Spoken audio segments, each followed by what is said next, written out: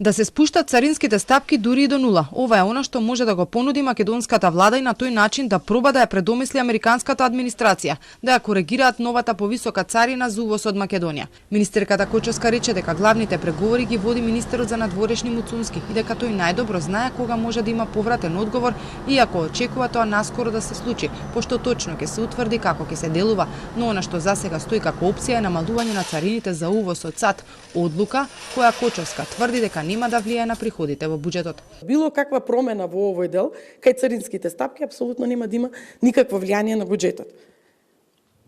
Тоа го одговорив, мислам дека Можно и до нула да се спуштат. Можно и до нула да се спуштат, секако.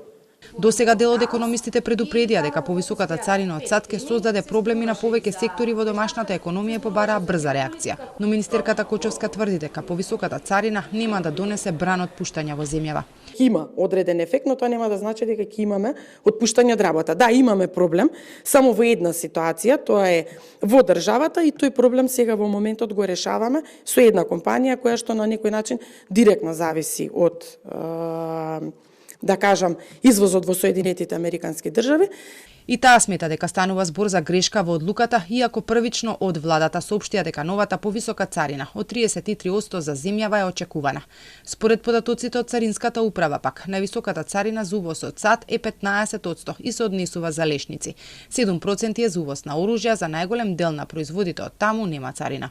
Инаку откако САД ги соопшти новите повисоки царини, берзанските индекси на светските берзи отидоа во минус. Истото се случи и со македонската берза. Генерално не е тоа голем пат, но меѓутоа секогаш самите инвеститори, значи главната грижа има дали ќе падне уште берзата, дали ќе паднат акциите уште. И така да тие што продаваат сепак се во некој страф и паника дали ќе падне уште за да си продават на време.